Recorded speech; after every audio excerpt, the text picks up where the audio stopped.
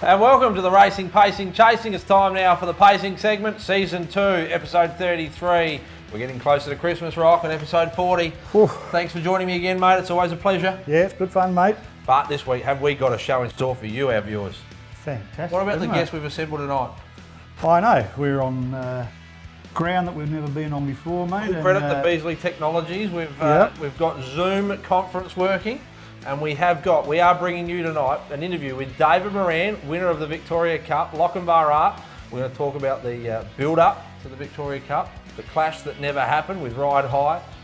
Very interesting one. We're actually going to overlay the race and talk through his emotions going up to the gate. He quickly activated Plan C about 10 metres after the dispatch. We'll talk on that. And then when he decided to make his move and to get into the race, and then even at the bell, when he decided to drop to the fence. But I tell you what, that feeling when you turn for home and you know you're going to be the winner of the Victoria Cup, the emotion that he shows and the relief. I know. It's just something special. Yeah. And I'll tell you what, I really enjoyed the interview. Hang around, viewers, because it's something special talking to Dave Moran. And it was a credit to him to give us his time to join us, right? Absolutely it was, mate. Yeah. Busy bloke and plenty to work on with Lochinvar Art, I'm sure, where it goes next and what the plans are. So fantastic of him to give us some time. I think he actually he tuned in from his study. I think he had the whiteboard out and the pen and paper. And he was mapping the next attack. We are talking about the Victoria Cup. Before we get there, we'll touch on that shortly. But Billy Threadgold and his family, Air Diffusion Agencies, great supporters, and a new sponsor coming on board as well, bringing us our special guest segment each week. We have Marcelina Pizza on Hindley Street in Adelaide. Very good acquisition there, Rob. Yeah, well, we always need a couple of pizzas, don't we, mate? Yeah. But Here tonight though, mate. I had to get fish and chips. no, they've only just come on, so but they'll be a long-term sponsor for us, and they've got 8 stores in Adelaide, and this is just the main one at Hindley Street. But we'll get the others on for a little bit as well. So they're going to become probably close to a platinum sponsor for us over the journey. They're going to bring us our special guest every week, and as we said, we've got David Moran joining us. The Victoria Cup on the weekend, something special, wasn't it? It was a great race. 151.4 for the trip, 27.6, 28.6 and home in 26.9. What about those last 3 sectionals? Barrage, yes, obviously something we're going to miss there. Led for the first 600, like you said, Rock, you ran it well. There was only one winner a lap out, wasn't there? There was only one winner as soon as he dropped down to the fence, I reckon, mate. As soon as he did that, and following a very good horse, he was going to get taken in the race no matter what.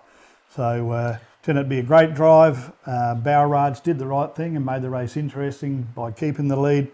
But when he gave that little bit of a break for David to drop down to the fence, it was all over. Let's take a look at the closing stages now. We'll look at the race in more detail with David Moran on the interview later, but let's take a look at the closing stages. King of Swing, 5 metres, Lochinvar Art, Cash and Flow. Then came Belraj. Rishi gets to the outside, runs on. Around Elsa Orlando. Over on the inside, Bling It On. Third quarter in 28.5. King of Swing in front. Lochinvar Art comes to the outside of him though. They've dashed away from the others. It's King of Swing.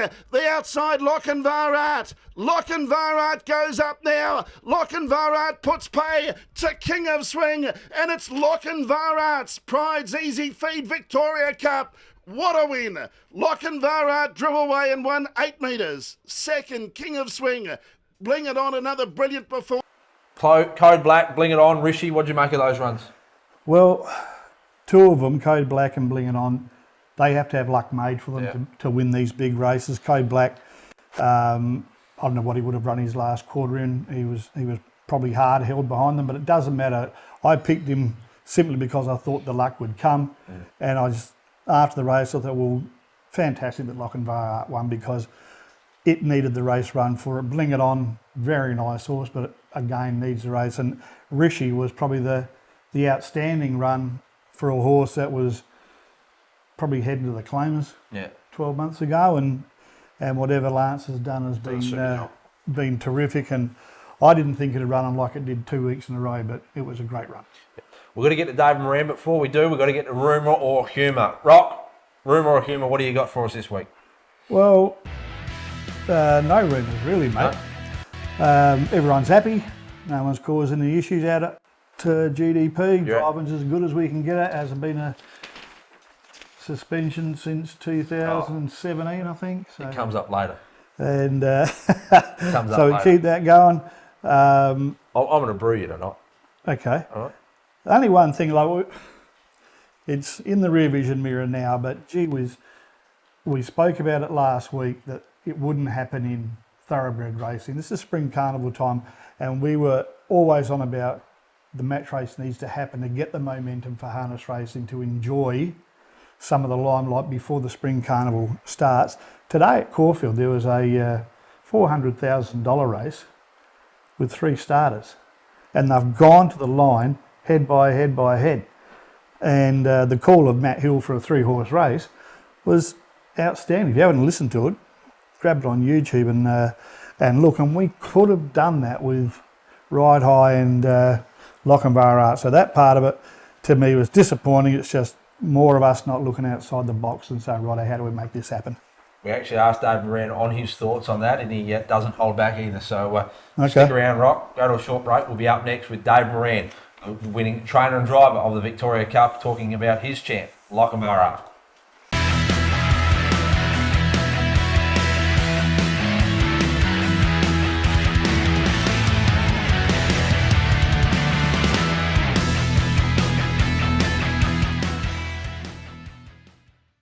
And welcome back to Racing, Pacing, Chasing. We're now joined by a very special guest tonight, and we've been talking it up for weeks, the clash of the Victoria Cup, and we're now joined by David Moran. This segment, this special interview brought to us by Marcelina Pizza on Hindley Street in Adelaide. We thank them for coming on board. It's a coup to Racing, Pacing, Chasing to get David to join us. David, welcome. Yeah, g'day guys, welcome. Thanks for having me on. Yeah, David, thanks for joining us tonight. And we've had to use Zoom, first time we've used it, and obviously, we're here tonight to talk about the Victoria Cup. You're probably still on cloud 9 a little bit, and probably also surreal coming the Saturday night and the events following it. You're certainly partying hard over the weekend.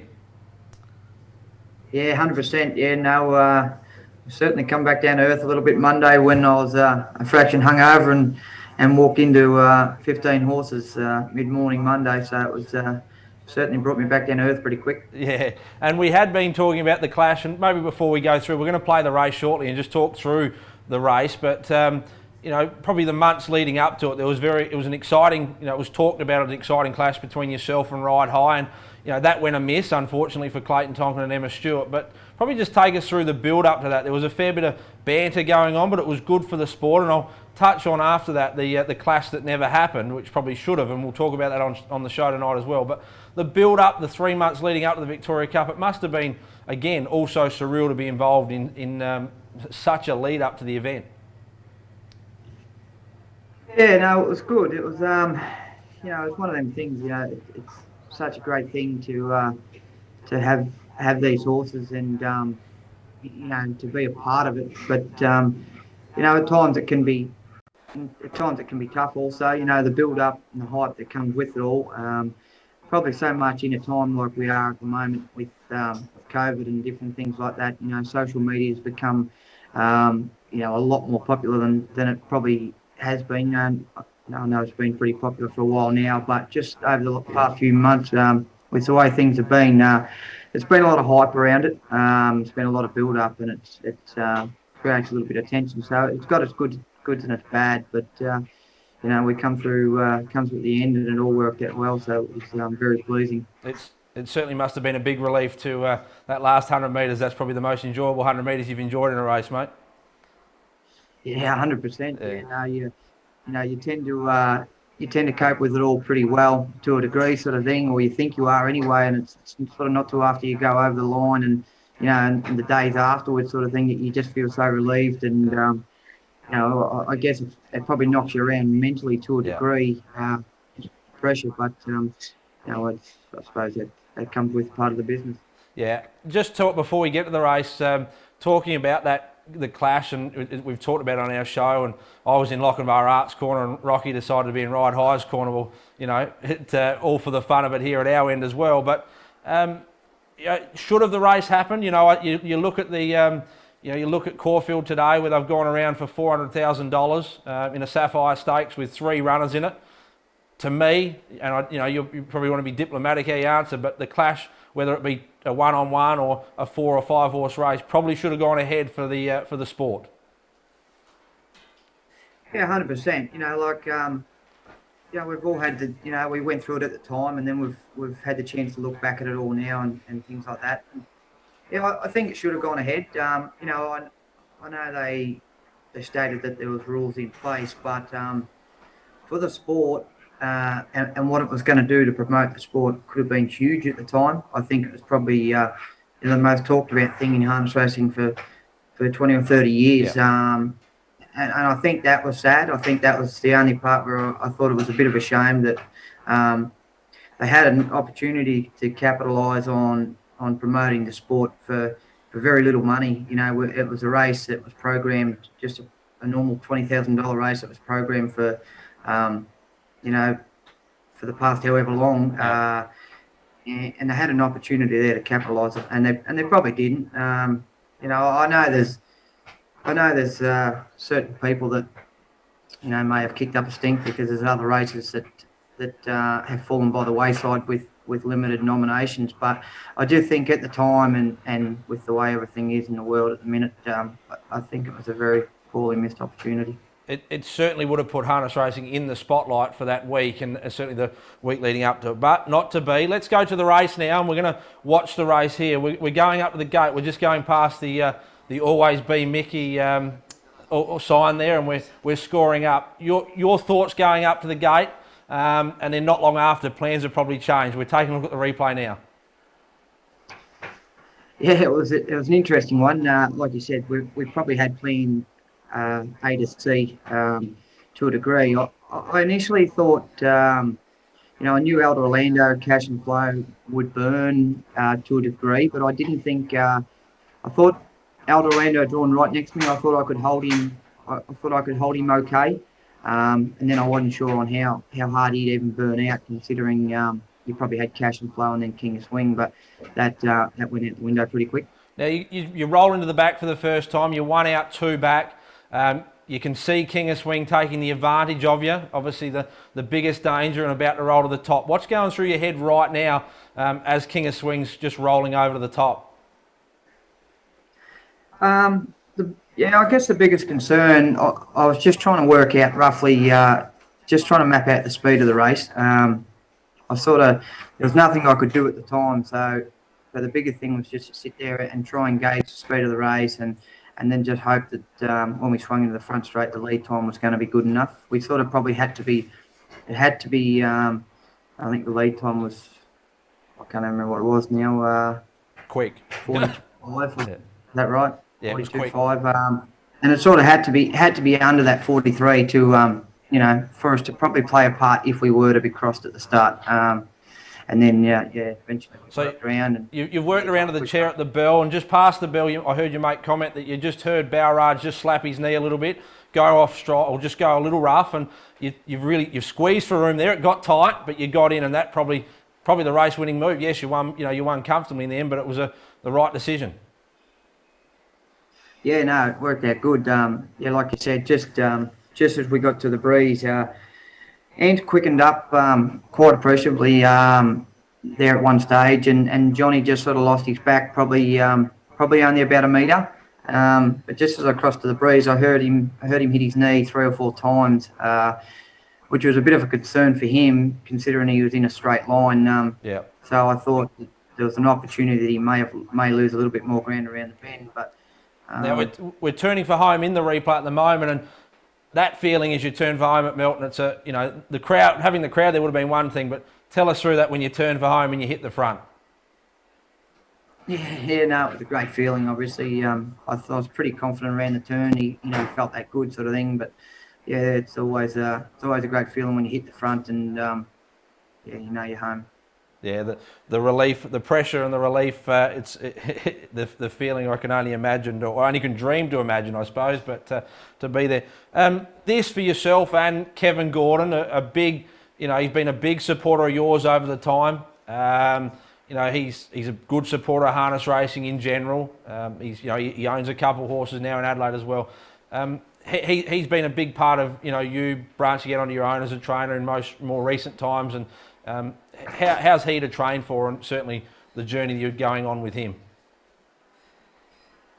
Yeah, Kev's been great. Kevin and his wife Leonie, no, they've been terrific.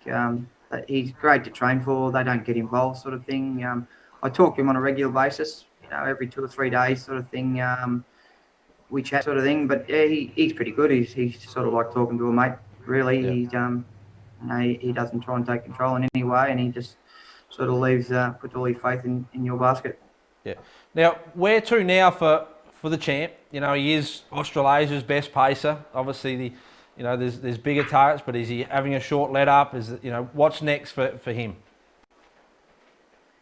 Yeah, we're actually just sitting down now, just trying to work out a bit of a roadmap for him. It's very difficult. We'd love to go to Perth with him. Yeah.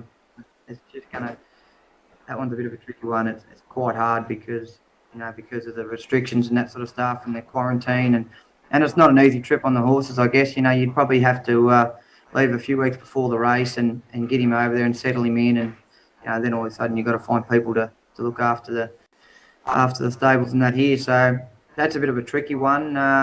Queensland's an option, same sort of thing. It's just going to depend a little bit. So at the minute we're up and down there a little bit, but I guess his main target in Victoria will be in about 5 weeks. It's a Breeders' Crown free-for-all. Yep. I think it's worth about 50,000. It's quite a good race for him, but yeah, we've just got to try and sit down and work it out. Yeah. So is he just having a light week now? As he go to the paddock for a week, or obviously there was a big build-up, and he had a lot of hard work and racing into the Victoria Cup to get him ready. Does he have a lead-up run to the between now and the 5 weeks, or what does that look like for him? Yeah, he definitely have a lead-up run. He's in the paddock at the moment. We just thought we'd give him 5 days off. Like you said, we wound him up pretty strongly the last 10 days leading up to the Vic Cup. So we'll have 4 or 5 days off now, and hopefully that'll just give us enough time to try and plan a path with him. Like I said, it's sort of quite difficult. You've got to wind him up so well for even then races like the Breeders' Crown Free-for-all. And then you've got to try and work out what's after that, if there's anything for him, or whether it's worth giving him a few weeks off now and forgetting about that race and targeting races in the new year, providing they go ahead. Yeah, certainly plenty of options on the table. There'll be opportunities, plenty over the coming seasons with him. But before we go, we'll just touch on, you've got a very nice 2-year-old that's probably showing a lot of promise and went around last night, Lochinvar Chief. Is he the next Lochinvar Art, or how does he rank compared to Lochinvar Art as a 2-year-old? He actually ranks up, as a 2-year-old at the same time. He ranks up pretty highly with him. Unfortunately, Lochinvar Art just continued to take the next step, time in, time out, and he's just got a heart that not many horses unfortunately have. Yep. And so he's a little bit of a different one. He's a bit of an immature. He's a big gangly bugger. Yep. I thought his run last night was really good. It probably wasn't 100% to how we'd like him. We've had a couple of issues with him lately, but he's I think he will make a really nice horse, providing he switches on and penny drops 100%. I think he'll go a fair way. Yeah, no, he you could see it was just a little bit, a bit of a skitch in his gait there. The commentator made, but they were running a 2-year-old running 154.7. I think they went last night. It's certainly the 2-year-old taking on Iolanta, the 3-year-old, but older horses as well. But that'll only harden him up for the Vic Bred Series to come. Yeah, 100%. Yeah, no, definitely. No, I was actually called into the room after the race, and they queried his run to a degree, but. I think Iolanta's had 8 starts and won 100,000. They run the last mile in 153.9. So I'm not sure whether his run was that bad. I'm not sure how they can query the run. Just a bit of a giggle. Can you tell us what Michael Stanley said to Brian Gath with a lap to go? Well, you can't say it on air. I couldn't really hear it, to be honest, but he never turned his head, so I'm not sure he heard it either. He just kept going. God bless him. Certainly. Mate, it's been a pleasure you joining us tonight. Really enjoyed the chat. We could start here and talk for hours. It's a great story, the Lochinvar Art, the Lochinvar Chief, the the whole journey behind, your relationship with Kevin Gordon there, and we can only wish you all the best in the future. Certainly there'll be many more big races, and maybe we'll be able to get you back on one day. But you're our first, Zoom interview, you could say, and link up, and we appreciate you coming on board. You could have certainly partnered with many others to speak about Saturday night. We've gone through the race in depth, and it's brought our viewers and listeners a great insight into what was going through your head and the emotions leading up to and since the Victoria Cup victory. All the best, mate, and thanks for joining us, and much more success to come. No, thanks very much, guys. You're just doing a really good job. Thanks for having me on. Thanks, mate. All the best. Thanks, guys. Thanks, mate. Chat to you later. Thanks, buddy. See you, mate. See you, mate.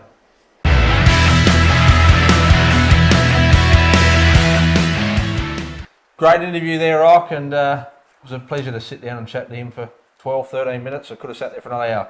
Well, it was great, and you touched on it before, that well done to our crew, Lee and Mary from Beasley Technologies. That was the first time we tried that, and it came up a treat. Yep. And I think it's going to be great for harness racing that we can now incorporate other states, other drivers that people are interested in, and yes, we'll still stick local as well, but fantastic. Yeah, no, there's certainly plenty of opportunity there. Now, before we get to Leroy the Lizard, because he's back, he's up and about. You can't keep the great man down too long. Did you see his relative won the McGarry medal last night? He did. His cousin, Crystal Brook. Crystal Brook boy. Yeah. Unbelievable. He's claimed it. He has he? Yeah, he said he was kicking with him in the paddock for about 8 years. Yeah. Unbelievable. He's a front runner, Leroy. Probably never knew him before then. Driver of the week, but right, before we go. Yes. We've had a bit of a barbecue with a rumour, but rumour here. I reckon it's time to toast to you, mate. Why is that, brew. mate? What have I done? You copped a fair bit of flack on this show 5 or 6 weeks ago. Well, Maybe longer. 2 months ago. Now, I cop a bit from time to time. you might cop a bit here too, but our chairman at the time, and there were comments on social media, just said if you're going to have a rumour, make sure it's half true. Yep. Well, You're talking Mount Gambier now. absolutely no disrespect here to anyone. Yes. Well done to Mount Gambier, and well done to Harness Racing SA for the South Australian meeting that was run on Tuesday night. Yep. 5 races Fantastic. at Perry, 3 at Mount Gambier. Gave all those connections an opportunity to run. And I believe next Tuesday, or the next time it happens, it's a swap, so Mount Gambier will go first, Perry will go okay. last. Well, So that's good. That'll be a late drive home for Wayne. The only thing I would say is that if HRSA could kindly organise a chartered flight for Wayne and Danny to go between venues, it'd be great, because they'll drive the full car. Drive the lot. They couldn't make it with driving. But, Rock, fair's fair. Yes, mate. You deserve a pat on the back. You called it a couple months ago and you said there would not be enough horses at Mount Gambier for a full meeting. You quoted how many? 16. 16. Well, you were wrong. I was. What was I at? 18. 18. You were out by 2. Yeah. And Would you like to address the natives? no, look, and we said it at the time, there was no disrespect here to Mount Gambier. It was purely COVID driven that I thought, gee, they're in trouble down there to get a meeting up when the season starts. I hope they can, but I just can't see it happening. And I said there was 16 in work, and they had a crack, which is fair enough. You're looking after your own turf. And I wore that one, but when we had George on, and he said, by the way, I've got a message from the El Presidente down at Mount Gambier about if you're going to start a rumour, be at least half right. Well, Mr. Woods, I guess I probably should be, because I'd rather be 100% right than I was. And again, full credit to South Harness Racing SA and No the Mount doubt. Gambier Club for getting the meeting up. But Yep. there's a fair bit of facts behind the rumour of humour sequence. Yeah, and they'll, you know, Right, if we get back to a full meeting. Too right. It wasn't that. We're not, and can't say it anymore again. Yep. Well done. Moving on. Right, it's time for Drive of the Week. Over to you.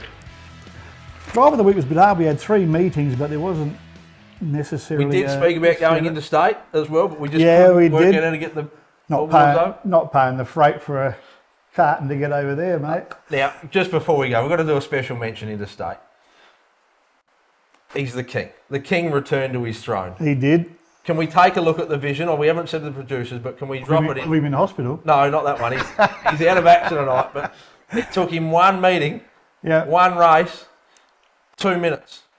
He only won it by 43 metres. 48.7 metres, I think it was, mate. No, he is We're the talking king. about lost for words. Alex Ashwood, he returned to his throne.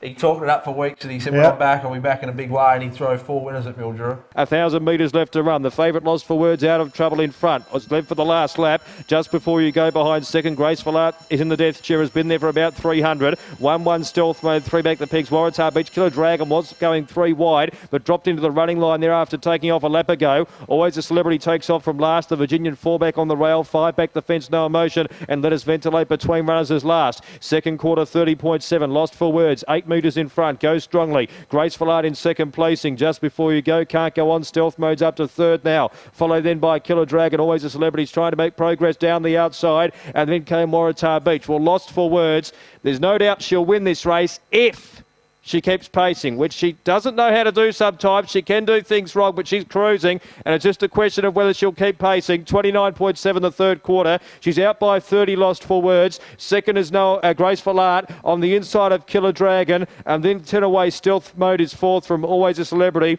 but Lost for Words, first up from a little lit up, has done everything right here around the tight Mildura track, and is going to win by a long, long way. Lost for Words, back with a bang, and professional, importantly, and won by nearly 50. He did. One of our very good members of Where the Fox At calls him Alex Cashwood. So. See how he goes tonight. We do wish him a speedy recovery. He's laid up in bed. We're talking about Alex Ashwood in hospital, but that's why he's out tonight. He still reckons he can get to Mildura Friday. I said, settle, mate. You better send someone else. But Driver of the Week this week, we've gone local because we didn't want to pay the air freight to the Bendigo Hospital. Yep. You doing this one? No, you, mate. I ended up going with Darren Billinger on What a Bro. What a bro, late push there. Well, he's galloped. What a bro. He's got pacing. He'll be okay. He's done it before a long time ago, but he is pacing. So the two they backed to the inside, the outside off the front row. Just a bit of heaven and What a bro. There's 3-year-olds against the older horses. Few anxious moments for punters at What a Bro. He galloped in the score up. Alimony's going to clear across and find them. What a Bro comes across with him. They did clear just a bit of heaven who's on the inside. Merengue Magic 1-1 behind What a Bro. Caught wide was Little Growl. Far as the eye can see behind those, getting up on the inside was Shargari to be 3 back the inside. Then in turn, following those through, was More Than a Legend, who settles down in 4th last placing. Little Growl's trying to squeeze behind it. Classic Art wants to hunt up to keep it out 3 wide. Fairy's Delight went back at the start. She's in last placing. Lead time 12.5. Alimony in front leads by 3 metres. What a Bro. He won first up facing the breeze, and Darren Billinger controlled the race there. He's trying to do the same here, but he's got his head on the chest there. What a Bro outside the leader. On the inside is Just a Bit of Heaven. First quarter covered in 31.4. Second quarter looks slightly slower. Merengue Magic's got a good sit. He's 1 out, 1 back, so he should be there at the finish. Then in turn behind those, far as the eye can see, Shargari on its inside. Following those, Fairy's Delight. She's 4 back the inside. More Than a Legend in 3rd last placing. Then behind those was Little Growl, and at the tail was Classic Arc. Alimony in front, breaking out in a muck lather of sweat past the judge. 8.50 to go at the half mile now. Leads by 2 metres. Picks up the tempo. What a Bro. 30.7. In fact, it was quicker the second quarter. 62.1. Sorry about misleading you there. What a Bro outside the leader travels well. Merengue Magic 1 out, 1 back. Here comes More Than a Legend 3 wide from the tail. He stays in with Merengue Magic. Following What a Bro should take him into the race. On the inside was Just a Bit of Heaven. Then in turn behind those, Shargari on the inside. They're tightly packed between runners. Far as the eye can see, that in turn Fairy's Delight somehow got to the outside, and Smith pulls a 4 and 5 wide. Alimony's still got a kick here. Leads by 2 metres. 29.7 the third quarter. What a Bro's getting closer now on the inside. Roy Horrocks waiting for the sprint lane with Just a Bit of Heaven.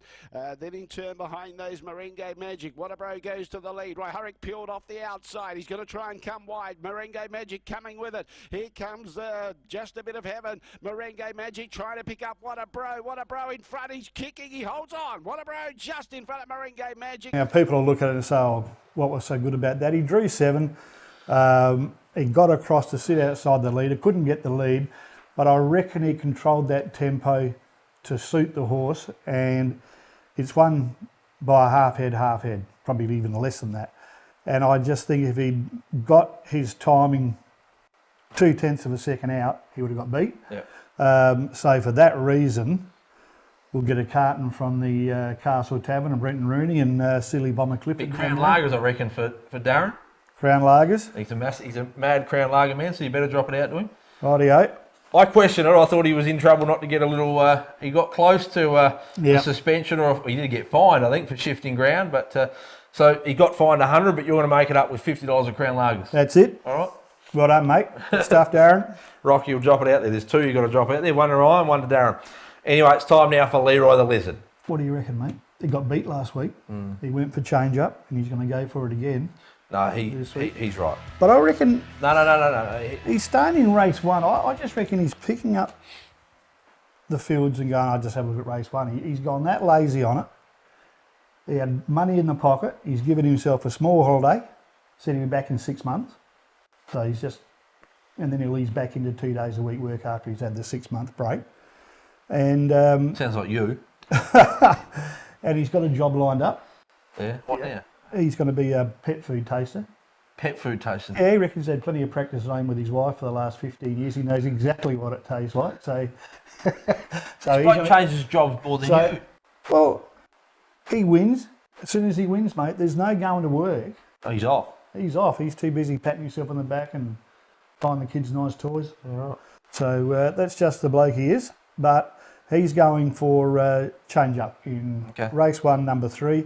Shooby Shoes beat it last up, and it's drawn. Mark Billinger back aboard this week. Yeah, but I just think that Change Up is a better horse than Shooby at the moment. And if he gets the lead, well, good luck trying to go past him. He doesn't like horses coming up too close to him. Leroy, you owe the viewers, mate. Yep. Not often he's gone back to the same horse 2 weeks in a row if he gets beat. He's normally a mad front runner, but he's in faith. Yeah. Anyway, Rock, horses to follow for the week. What do you got? Well, again, a little bit disappointing last week. We had Simon was scratched because Jake said it was too far to go, so he didn't go there. Change Up got beaten ahead, but we were very confident about Joseph Character beating Emain Macca, and it got out to very nice odds. I think in the end I got $3.60 just before they jumped, so it was a very nice win as well, and I think it'll get the cash again tomorrow night, Saturday night. So I've gone all the number 4s, race 5, number 4, Jack and Ted down, up from the southeast. I think he might be okay over from New Zealand. Race 6, number 4, Joseph Character. And that'll be a terrific race. Regal Scribe for Lance and Emain Macca with Greg Schofield. I think that'll be those races will get closer and closer and closer.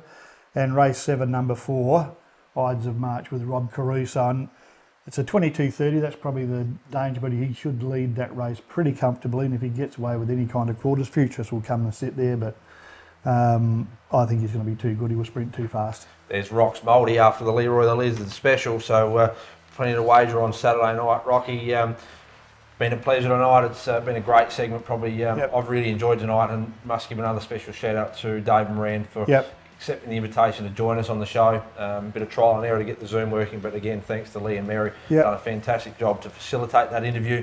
And Marcelina Pizza, Hindley Street, Adelaide, get behind them. Great new supporter on board and bringing us these special guest segments each week. There's a lot of time and work and money that goes into making it all happen. And we try and bring you, our viewers, the latest up-to-date information and those interviews that, so if there's one out that you'd like us to get onto, we'll find it for you. Let us know, speak up. We're only too happy to get anyone on the show for a chat. So, Rock, it's been a pleasure again. Good on you, mate.